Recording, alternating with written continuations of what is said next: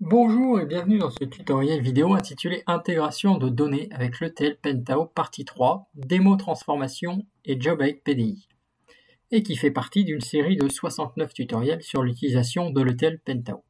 Dans cette vidéo, je vais vous montrer un exemple concret de transformation et de job dans PDI. Comme je l'ai expliqué dans la partie 2 de cette série de tutoriels sur Pentao, une transformation dans PDI consiste en l'extraction de données depuis plusieurs sources de données, puis des opérations sur les données, et enfin, chargement des données dans un ou plusieurs systèmes cibles.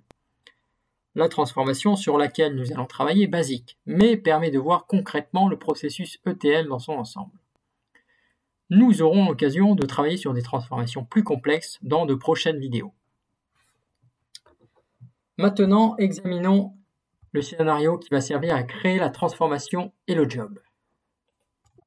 Supposons que John est le manager dans une société de vente de fournitures de bureau.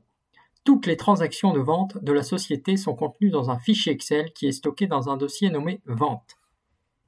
Donc voici le dossier et examinons en détail le fichier Excel.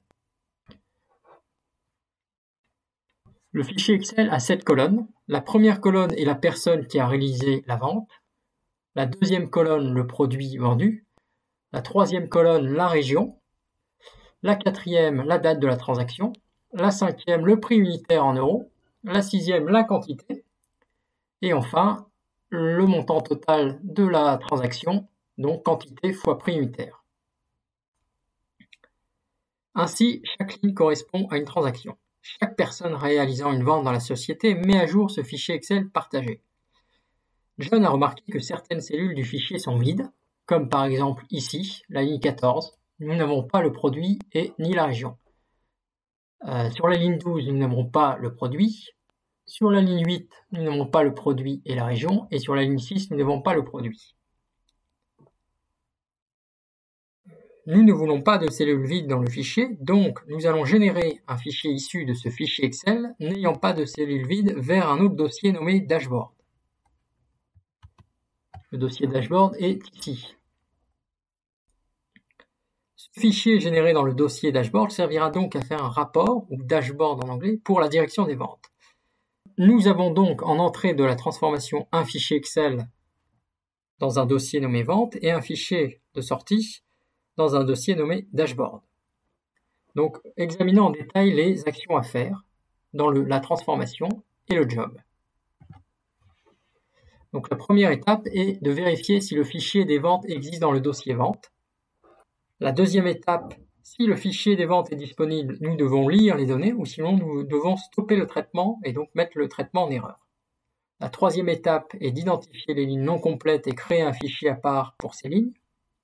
La quatrième est de générer un fichier Excel de vente complète dans le dossier Dashboard.